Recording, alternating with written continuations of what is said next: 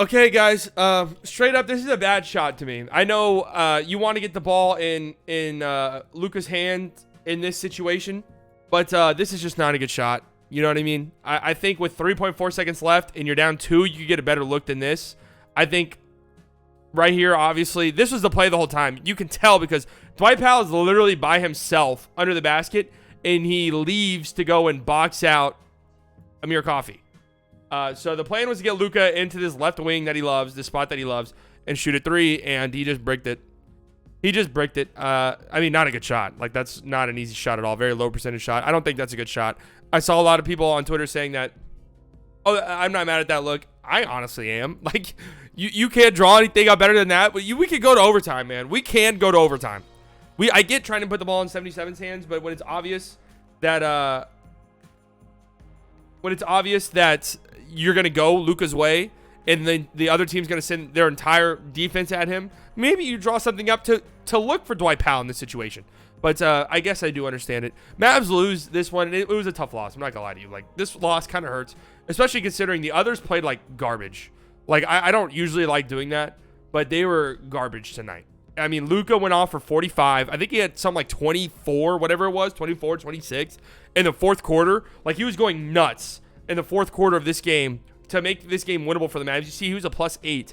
The bench combined for 4 points, guys. 4 points. Luka went and got, I mean, this was a playoff. This was very reminiscent of the playoff series against the Clippers. Luka went absolutely berserk, and everyone else besides Reggie was pretty bad. I know you look at Brunson's numbers, you're like, yeah, Brunson's pretty good, and Brunson was all right. But when Luka was off the floor, it was a disaster. It was a disaster. An absolute disaster class when Luka was off the floor. An absolute, oh yeah, and the free throws were terrible too. Like, Luka went 9 of 13 from the line. The team as a whole went 12 of 19. You make your free throws and you win this game probably, right? The Clippers shot 54% from the free throw line too. This is a brick factory at the free throw line. Don't know what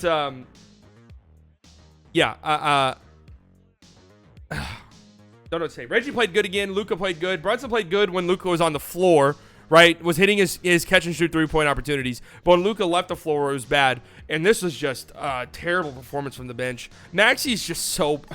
Maxi offensively, it's just like honestly sickening at this stage. Frank is Frank, right? Trey Burke hurt his shoulder. Josh Green, I tweeted this out. This is one of the worst games I've seen Josh Green have when he gets like legitimate minutes.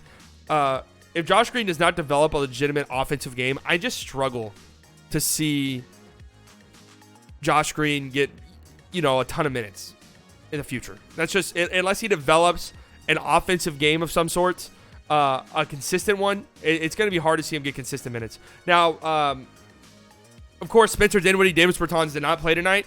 And those two guys will, I'm guessing, be on the bench. I'm guessing Spencer Dinwiddie's going to come off the bench. And so this will look better. That's why I'm not like too angry about this loss because, I highly doubt Josh Green's getting 20 minutes. I highly doubt Frank's getting 12 minutes, right? Cuban said that having Spencer Dinwiddie is going to lighten the load on Trey Burke. Man, what the fuck are you talking about? I think Spencer Dinwiddie should eliminate the load on Trey Burke. All right, no offense to Trey, but let's get real. I accidentally said trade Burke. I didn't even mean to do that. But that's just me subliminally saying, trade Burke. The Clippers are just saying, look at this shit, man. Look at their starters. Not a single one. Not a single one with a positive plus minus. You just got killed in the non-Luka minutes. Killed. And they were hitting tough shot after tough shot. You do have to tip your cap, man. Marcus Morris was hitting tough shot after tough shot. What do I have here? Luka, crazy sidestep 3. Again, Luka, towards the end of this game, was just going nuts. He was going crazy. Here he is. Here's Luka, and I do kind of like this. Who's this fucking guy with the camera? How's that allowed, huh? Who's this, some Spygate shit? What organization does he work for? Well, here's Luka drawing up the play. I'm trying to find some of the Marcus Morris shots. Here's Luka and Terrence Mann going at it right here. You see Luka and Terrence Mann. I tweeted out earlier that I kind of felt like Luka and Terrence Mann would be good friends if Terrence Mann was on the Mavs, but maybe I don't think so.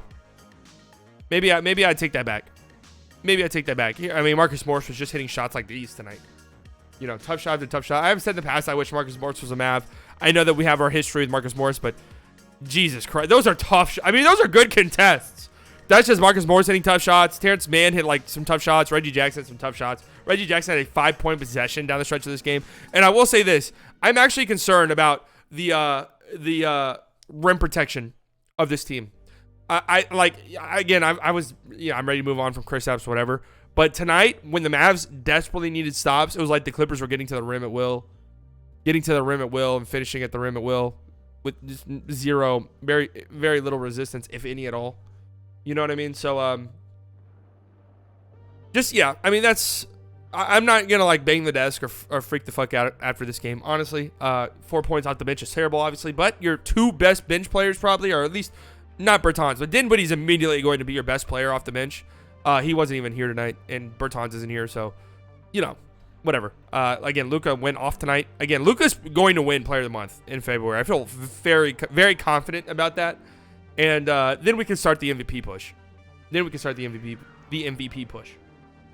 And Marquise Chris was out tonight as well. Yeah, that's true.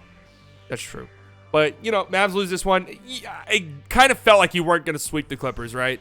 It kind of felt like you weren't going to win 2 in a row against the Clippers. I don't know why, but it definitely felt that way. The Mavs play on Tuesday night. They have 3 nights off. That's nice. Or 2 nights off, I guess. They play Tuesday night against the Heat in Miami. It does seem like Dinwiddie and Bertans will be playing in that game.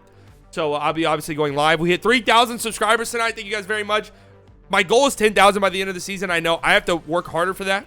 But if you guys are not subscribed, make sure you do so. We stream every single Mavs game and streaming more often now as well, non-Mavs stuff. So make sure you guys are subscribed. We play Miami on Tuesday and then New Orleans on Thursday. And then it's the All-Star break. So you got 2 more games here to close out the first half of the season, I guess.